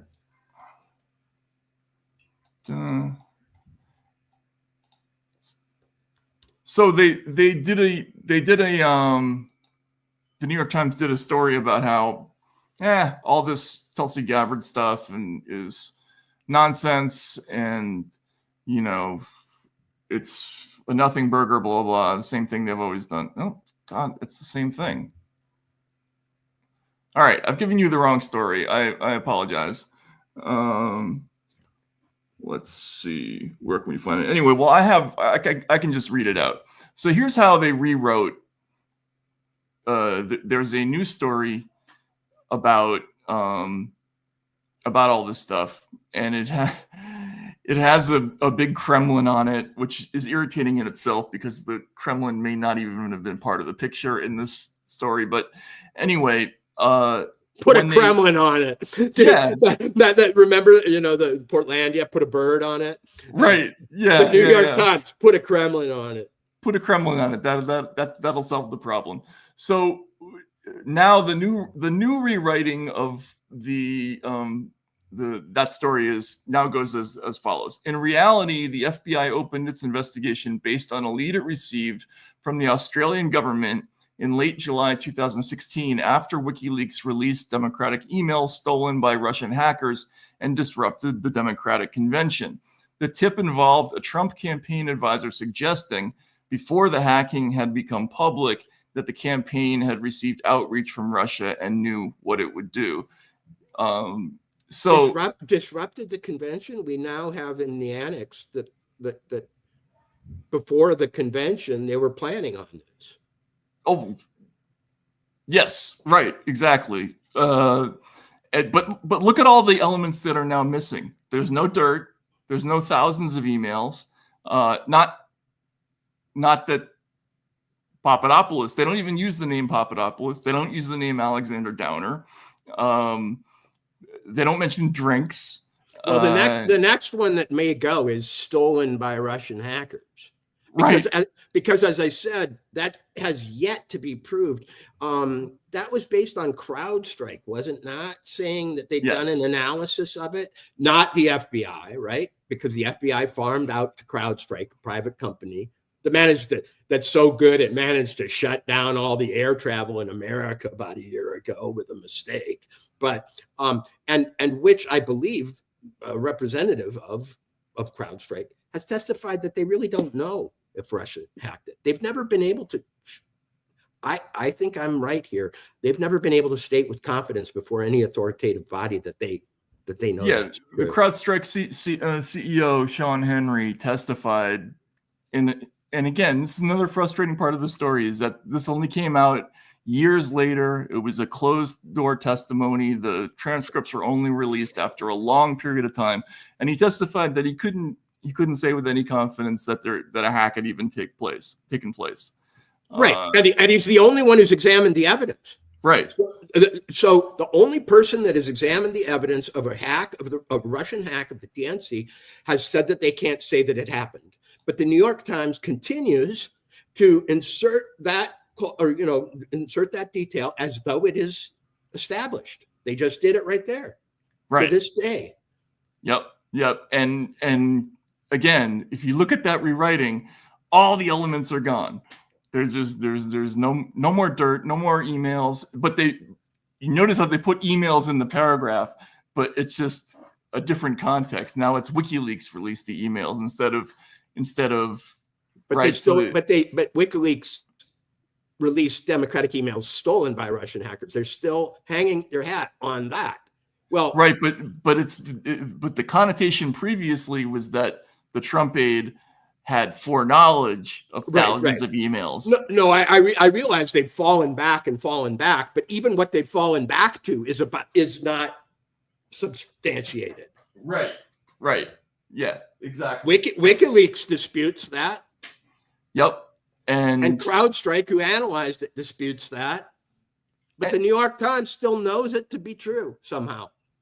Yeah, and it's certainly the new stuff that's gotten out where we learn that the Russians had somehow acquired an enormous quantity of stuff from the United States before the supposed hack in the summer of 2016. What I'm trying to do is, for our audience, I'm saying keep your eye on something, because that they are sticking to that assertion as proven about there being a Russian hack of the Democratic, email servers, shows that that's something they can't give up. And I don't think they can give up, because that's where the word Russian comes from in this whole thing. And if it should turn out to be true, if that there was not a Russian hack, or that is not where WikiLeaks at least got its material, well, then you are in total free fall. It's not, in other words, they keep going to another turtle. Well, this turtle's been removed, but there's one under it. But the big turtle that all this is resting on right now, or one of them, is that WikiLeaks got its stuff from the Russians. And it's so frustrating, right? Because it's the haughtiness with which they dismiss all this stuff. They never tell you, yeah, by the way, the 19 things that we told you before all turned out to be kind of fucked. Dude, they act like they're advancing when they're retreating. Right. They have all the confidence of an advancing force when in fact they're a force in retreat. So, hang on a sec. Do you two think these actions would be worth doing whatever it took to win 2020? I mean, they could have ended the controversy by showing the books. Yeah, I don't know. I'm not an expert on the 2020 situation, or I haven't done a lot of work on that. What they're asking is, are these grave enough offenses that covering them up would be worth stealing an election for? I think, or keeping Donald Trump out in 2020. Well, I'm going to assert that I don't know yet what all the offenses are. I just don't. I mean, the pace of disclosure has been such that it's on an upward trajectory. So I don't really know what they're covering up. And Matt and I have continued to wonder what was the basis for doing all this in the first place. It had to be it would seem to be some other secret. The contents of those emails is not completely known, right? So right, it could be there. We don't know their downside, so we don't know how desperate they might be to protect it. Yeah, there are still lots of unknowns, and for people who are really excited about this grand jury investigation, we don't know how good the case is. We don't know what they're even trying to charge. I mean, I've made the argument that you could charge all kinds of things. You could charge potentially leaks of classified information, abuse of the FISA process, perjury, which I think is kind of a wimpy thing to do if you're going to go after something like this. I've had it suggested that the Espionage Act would be in play, right? Because you're letting people see national defense information who shouldn't see it through all these leaks. But we don't know. We don't know what any of this stuff. It could be obstruction of justice, conspiracies to obstruct justice, anything. But we don't know whether they have that case legally, right? What's so funny? Yes, and Matt, and in saying that, you're applying the same standard that you did back when to the Russian stuff. You're saying, they're telling us there's all this fire, but we're only seeing smoke, and we can't yet assume that. Well, the problem is, in this case, I think that though we can't assume it, the aggressiveness with which they're doing it, the pace at which they're doing it, and the sources of evidence that appear to have opened up, unless they're just, making stuff up about this room and these burn bags and all this stuff, would suggest they're at least projecting confidence and much more confidence than the FBI did in the Steele dossier by considering paying him. I mean, they're going to grand juries. Yeah. Yeah, no, right. This isn't leaking to the news that we once thought we had something. Right. We Yeah. once considered paying somebody for something that we actually found out was bullshit and didn't otherwise pay. But we do have to caution, like, the Russiagate story was driven significantly by reporting on the journey of allegations and an investigation, and we just never got to see what was inside that sandwich. Yes. In this case, we have gotten to see a lot of stuff, which is what makes this to me a lot more than John Brennan having a conversation that only he participated in with some unknown Russian in Virginia, of which he gave different accounts and so on. I mean, the evidentiary standards on which this whole thing began are, vastly inferior to the evidentiary standards that are now being used to imagine there's something to it. Oh my God, that is one of the funnier things that's in the recent New York Times story. They quote Brennan saying that the Steele dossier had nothing to do, didn't have anything to do with, or didn't serve as the basis for the intelligence community assessment of whatever, right? And then they say the recent revelations, however, complicate that story because it's it now comes out that he clearly knew that it was part of the ICA. So it's just another one of those words like interrupt, right? That was the Washington Post. Here we have complicate, right? Complicate mean cast doubt on. Right. Cast serious doubt on. And it's just the whole thing is absurd. But I want to ask also, how can I say this? One of the reasons that we started with the Times, and one of the reasons we've paid such attention to the journalistic side of this, was not only did it play a role in fanning the flames of this, catastrophic and now proven erroneous and maybe intentionally false story, but it also shows us how not to follow a story. In other words, we're going to apply the same standards we did back then that caused us to be skeptical of the first one. But it's also important to remind the audience that this isn't he said, she said. At least from my point of view, we've got a lot more information to go on. We've got a lot more than anonymous sources. We've got documents. We are putting together a pretty clear timeline of when certain things happened and when specific people spoke and so on. And I just want to remind the audience that it's not symmetrical. They built the Russian investigation on this, nothing. They're building the investigation of the Russiagate investigation on what I, as a journalist, recognize as evidence. Oh, a lot more. And also, we do have to speak that I can tell that people are saying, why are we going on about this now? Well, first of all, that the opening of a grand jury investigation tells you it's not old news anymore. This is happening right now. And why are we going back through all this stuff? Because it took this long to get it. Unfortunately, there is an element of four-corner offense in politics, right? Corruption, is something that can happen. It's difficult to penetrate under the best of circumstances, but also, institutions have a way of running out the clock on public attention. Running out the clock is the essence of life when you're trying to get away with things, right? I mean, if you can run it out till everybody's dead, you've really succeeded.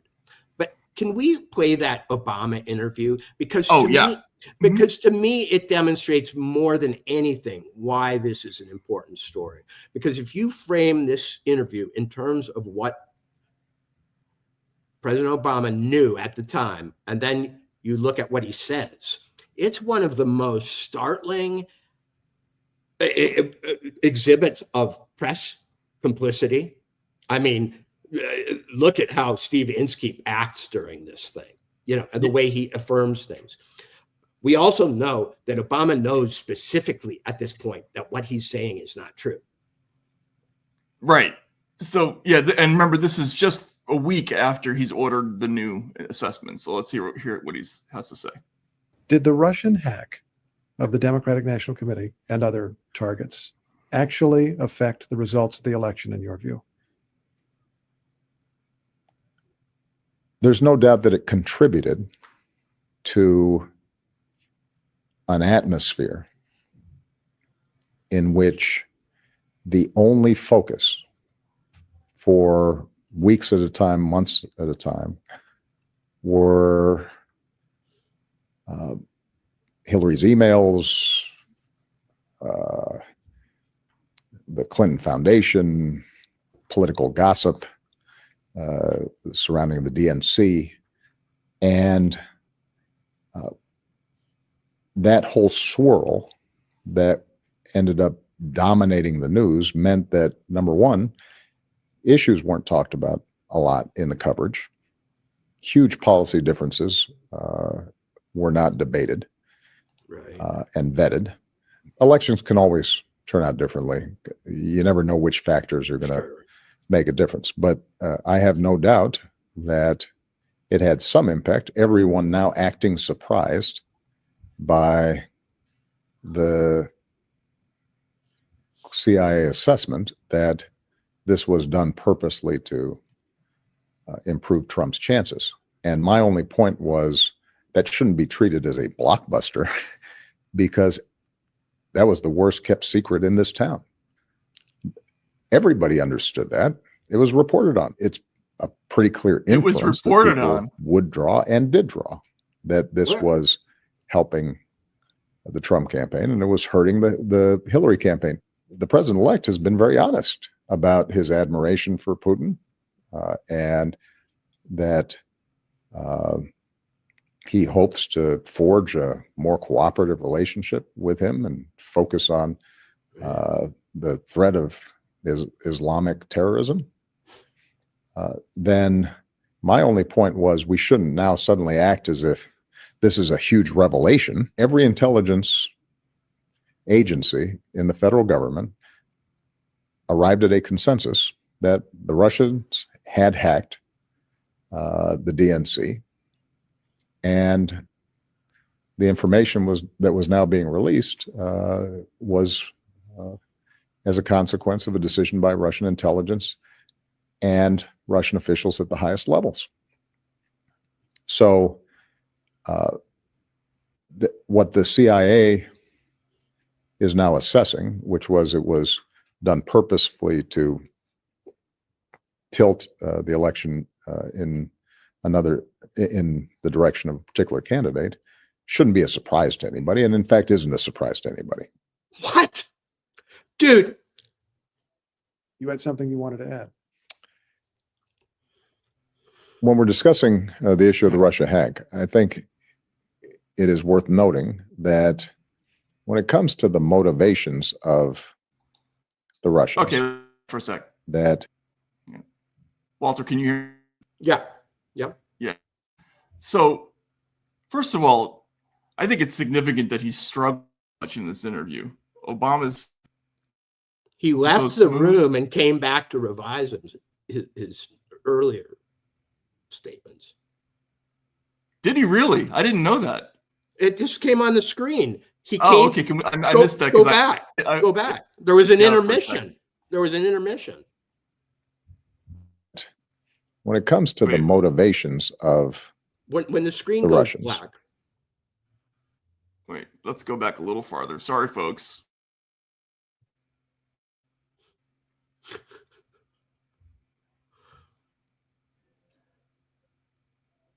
You had something you wanted to add. When we're discussing the issue of the Russia hack, I think it is worth noting that when it comes to the motivations of the Russians, that there are still a whole range of assessments taking place among the agencies. And so when I receive a final report, will be able to, I think, give us a comprehensive and best guess as to those motivations. But that does not in any way, I think, detract from the basic point that everyone during the election perceived accurately that, in fact, what the Russian hack had done was create more problems for the Clinton administration, the Clinton campaign, than it had for the Trump campaign. I think you're stopping short of endorsing the CIA conclusion that the hack was designed to help Donald Trump as opposed to some other objective. Well, I think the point I'm making is that right now what you've had are CIA leaks, not an official document. And I think it's important for the process of various agencies comparing notes and thinking about these assessments. Let's stick to innuendo. In any of these circumstances, you just have a signed letter. Man, that's a nervous regarding laugh. Russian intentions. Wow. That's floating around. These are all assessments made based on a wide range of evidence, and different agencies are still looking at all that stuff, gathering it together, and hopefully putting it into a single package. That's precisely why I've asked that report to be issued before the 20th. Okay. Right. So that I'm sorry.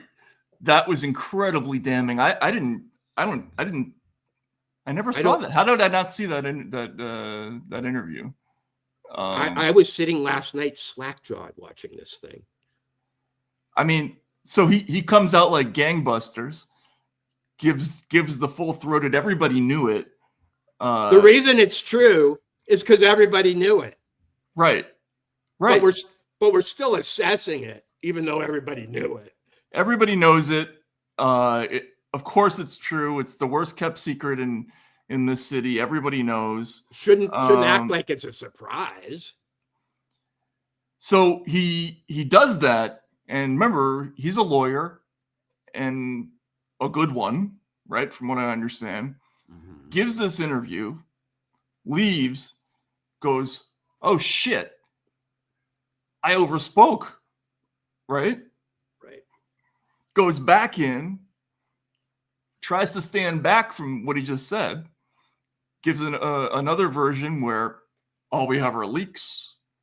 There's no document, there's no statement. It's not he promises that the force of what he just said will probably be proved. Right. But for some reason of sobriety and justice and protocol, he's standing back from it while they prove it. I mean, again, so I was a big the fan of level of Obama once. The level of acting there is just fucking awe-inspiring, where he's using all the pauses and the fake gravity and so on. I mean, what? Well, go ahead, because I thought you'd seen this before. No, I hadn't. I hadn't seen that split. So yeah, he comes out like gangbusters, leaves, comes back, and his face is just a mess of tics and nerves. And again, remember, this is Barack Obama. This guy is never off his game in terms of delivery. But he tries to walk, like, why do you come back into a room and after you've given an interview? I mean, it's media training #1. Never do that. It calls attention to whatever it is you just said. Now you've got two things that people can look at. Maybe he thought that second part, the first part, would never be shown. I don't know. I mean, it's very strange, but this is what this whole thing is about.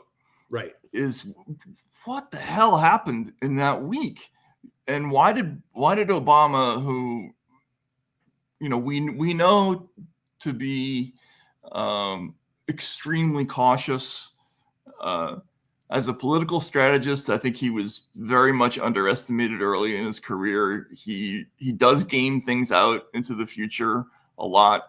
a lot of these things that happened kind of took shape out of his control and gradually came under his purview. It seems to me, and it looks to me like he made a decision at the last minute. We just don't know what it's based on, but you can tell that whatever it was, it was weighing on that person. Because just for the audience, just in case you don't know, this is what, the 19th of December, that interview? 16.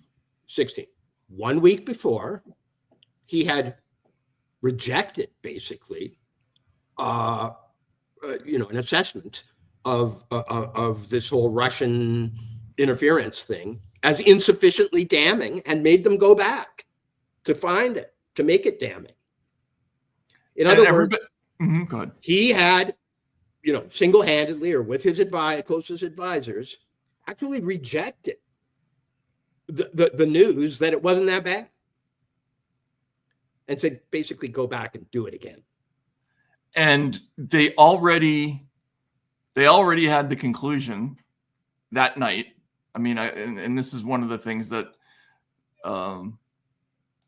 that I'm writing about today is, on that day, the Times already had a story out that night. That had a big headline saying Russian hackers acted to aid Trump in the election. So just like hours after Obama makes this decision, the New York Times already has a page A1 gigantic feature with David Sanger and who's the other one? Hang on a second. You kind of wonder now. You wonder now who the source is, huh?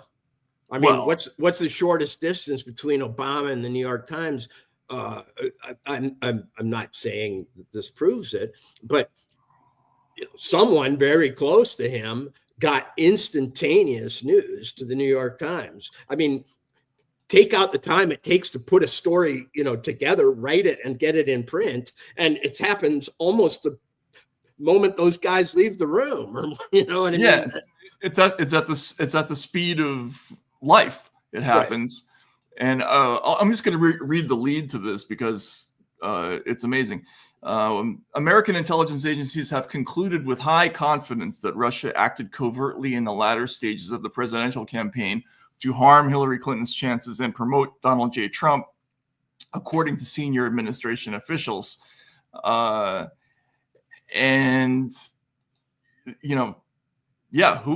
the source for that? How is it possible that on the day they order the assessment, they've already got a conclusion? And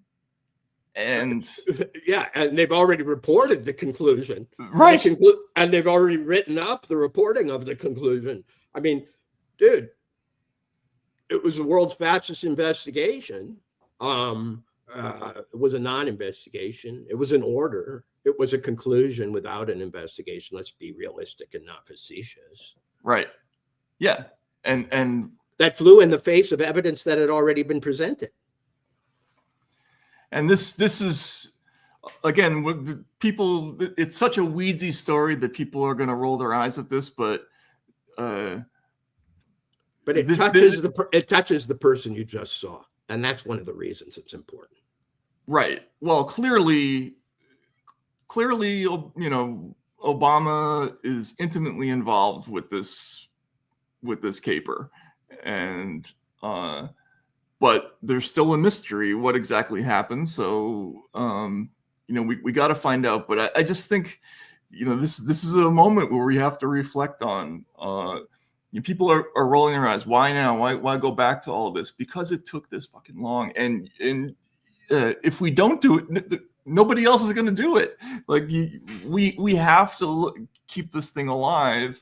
And this was a huge, historic scandal, an undertaking. You know what? I'll tell you why now. Mm-hmm. Because there's something about this that is so alive that the New York Times is continuing to stake its reputation on really, really dubious and non-existent evidence.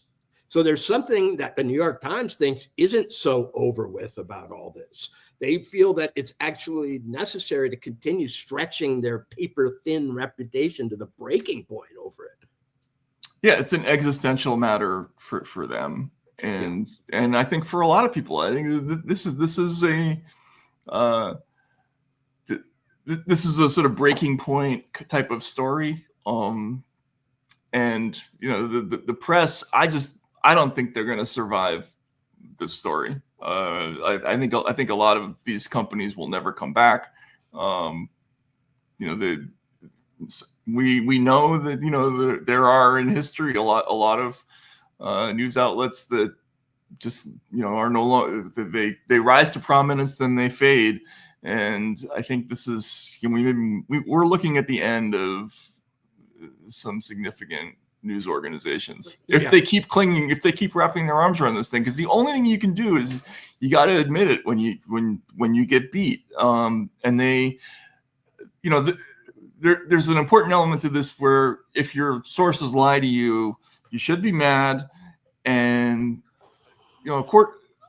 I have a different feeling about this, but a lot of people believe that you should out your sources when they lie to you, especially about something big, and you should. I don't do that because I want people to trust me that I'm never gonna do that, out them for any reason. But it's easier to have an absolute policy than it is to have a relative one and explain it. But here's my simple answer to why go back. The 8-year presidency of Barack Obama is at stake. We've got 3.5 years less of Donald Trump. For a lot of people, he's still a Russian agent. Is he or is he not? That will determine our sentiment toward war and peace. We are in the midst of a war which took place as not as the consequence of this, but took place afterwards, and about which the opinions are colored because of this. This is a story that is alive in Barack Obama, the New York Times, the Ukraine-Russia war, the possible peace or settlement of the Ukraine-Russia war, the character of almost all the top level of the Democratic Party that is still in office, from Schiff to whoever. It is also a story that touches on the Republican Party in a way that I think is not properly appreciated. If you're a dyed-in-the-wool Democrat, if you're blue no matter who, you should look at this as an opportunity to take out the neocon center of the Republican Party. I mean, because this reflects so poorly on them that they were, in fact, the origin of a lot of this stuff. Paul Singer's, the Republican donor was apparently the first guy to start bringing on Christopher Steele. Well, no, it wasn't Steele. It was Fusion. Oh, Fusion. Excuse me. Fusion. Okay. Yeah. Right. But he hired. Yeah, that's right. Yeah. That's right. But So- you're absolutely right. It was like Rubio's campaign, I think it was, right? Why now? Because the entire legacy political establishment of the United States is intimately involved in this story. The most prestigious organs of our press are intimately involved in this story.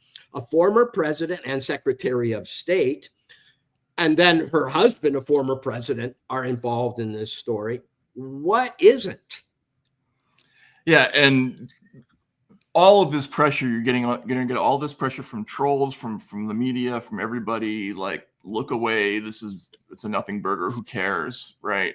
And it's possible that this story isn't old in the least, because it could be shown that it extends into the prosecutions of Donald Trump, into things like the Mar-a-Lago raid.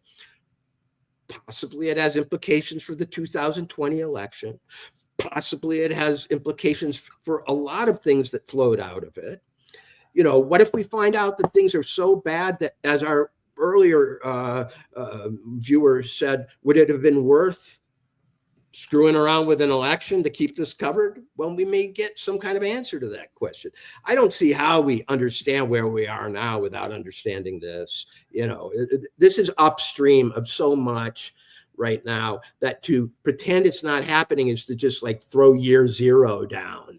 It's arbitrary to cut ourselves off from this story, because apparently the New York Times feels it's important to keep doing what it's been doing.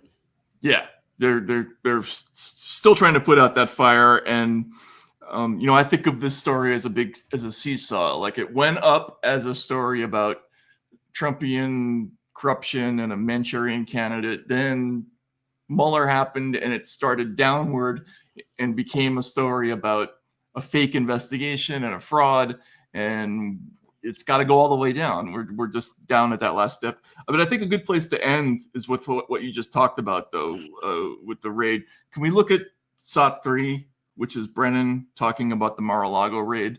I think. So I'm sure the Russians were looking at it after January 20th of 2021 and trying to determine how best to gain access to Mar-a-Lago. Having somebody go in there, either as a member of a cleaning staff or a caterer or a guest, to identify locations in that compound where documents might be stored, and then access those rooms with those documents, probably at a time when Trump was not there, maybe when he decamped to Bedminster, New Jersey last summer, because that minimizes the Secret Service presence on the compound. And you go in and then you start making copies of all the documents that look important. And if they saw those cover sheets that say top secret, SCI, HCS, those are what they would put those papers and documents back exactly where they found them. And which makes this a nightmare for the intelligence community. I work very closely with Hillary Clinton. She worked tirelessly to advance U.S. national security interests around the clock. She didn't do the things that Donald Trump has done, as you pointed out, as he has so many multiple interests in terms of financial, personal, political, partisan, you name it. And the types of things that he's doing, it reminds me of some individual U.S. government officials who were recruited by foreign intelligence services who did their utmost to conceal their activities, to conceal the documents that they might have taken and stolen from the U.S. government. And so therefore, it's clearly that he had nefarious intentions, which is why I think it's so important that the Department of Justice, the FBI, and the intelligence community gets to the bottom of this, because there's nothing short of our national security that is at stake. So What dude, the fuck? what? Look at the other people on screen were like, dude, shut up. But listen, part of the magic of this is this. In the old days, a CIA director, the reason they made this guy a contributor, remember, he's a contributor at that station. I know. They're paying him, right? I know. Oh, okay, so is that the buck used to sort of stop here. If the CIA director said it, you almost kind of didn't have to go any further. You know what I mean? So what did he just assert? That the Russians may have, or whatever fudge he used, gone into Mar-a-Lago while Trump was playing golf in New Jersey and had pulled some, and they looked and they saw top secret on a bunch of stuff when they went in, and that showed them where to look. But it may also warn them to put it back really nicely, because if it's top secret, you gotta like not leave it all, fucked up. And Hillary Clinton, who blah, blah, blah, is just a great person and has always loved America and done the right thing, and blah, blah, blah. And like that just, dude, they just sailed that fucking paper airplane full of fucking cow turds right across, America. Dude, but didn't it sound like he was describing something that he personally had done? I mean, it was... Yes. I got that's right. That's right. How did he get all that? How did he get all those ideas? Like he just. So when I was very young, I used to string for or occasionally do some work for a paper in New Bedford, Massachusetts, and I got sent out once to just not even write the story, just get quotes for whoever actually was going to write the story about a fire that had been set in an abandoned house. And so the fire's still burning and there's trucks around it and everything, and there's a whole crowd watching this thing. So I'm going around with my pad, like trying to get quotes. And there are these three kids sitting there watching the thing with this sort of bemused look. So I ask, so what do you think about this? And one of them starts into the story, but yeah, word on the street is these 3 hoodlums went in to an empty house and set a fire and blah, blah. And I realized in the middle of it that they're talking about themselves. It was almost funny. Right. Fortunately, there was nobody in the house, so I didn't feel like as Right. offended. But Right. didn't you get the same impression, like with that whole thing? Like you would go in, you would replace it if you saw whatever it was. If you saw Top Secret. Yeah. Was it later established that maybe they staged that? Remember, the only reason we know about those Top Secret cover sheets is that somehow whoever did the raid leaked pictures of them, remember? And then it was discovered that they put them on in some cases, I think, as I remember. So also, as a justification for the raid, he's saying the Russians already got this stuff, so we're raiding them. So they don't, get it again? What? We had to raid and take it back because the Russians already had it and put it back neatly. Right. Well, right. What this dude is nuts. He did seem particularly. He's always a strange person, but he seemed particularly crazy in that clip. I love the looks on when Joy Reid is looking at you like, dude, you sound kind of crazy. you know there's a problem. But the magic of staging, which I constantly want to remind our audience to pay attention to, is that they put John Brennan as one of 4. Okay, they didn't have him just talking to one person, so you could see their reaction. And the Russiagate episode era in journalism is marked by overkill. Okay. Whenever there's a story about it, 4 fucking reporters sign the story. Whenever somebody has to write an open letter, 51 people have to do it. Whenever one intelligence agency is quoted, there have to be all 17 agreeing. Like, it's marked by overkill. And so in this one, they had 3 dummies who have no fucking idea what he's talking about. Credentialing it as maybe not just like something someone in Times Square is saying, but about God returning, by being there and not like cracking up. So I mean, because even if it had just been mano a mano with Joy Reid, you would have gone, I didn't even Joy Reid thinks this is bullshit. Right. They laid in a chorus of 3 to kind of nod quizzically, because what the fuck else are they supposed to do? Well, we think it's like being in a conversation with a tweaker on the street, right? Like they talk so fast you can't, find a place to say, "Hey, I'm sorry, I gotta go." Like there's that's what he was doing. He was rambling so fast.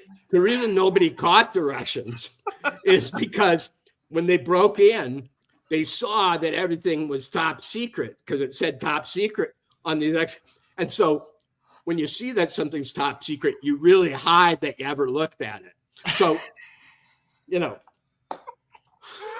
I was imagining him walking in the streets with a blanket like Vincent the Chin Gigante as he's doing it. Crazy. Anyway, all right, folks, we didn't get to Candide today, and I'm sorry. And I know I'm obsessed with this thing, but I think it was fun to talk about, and we have to. Right. And remember, news broke in the middle.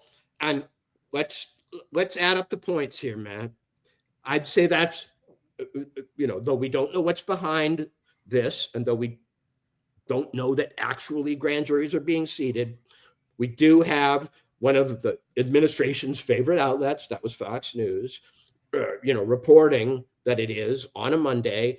And we know the world's now running to find out where these going to be, confirm it. So that's a point for you, not the New York Times. Hopefully, we have to run and see now what else has come out. I predict that the grand jury will not be in DC, but we'll see about that. But anyway, folks, thanks for hanging out with us today, and we'll see you again later this week. And we'll have more of a normal show later this week, I promise. Yeah. Walter, thanks so much, Thank you. and we'll talk to you again soon.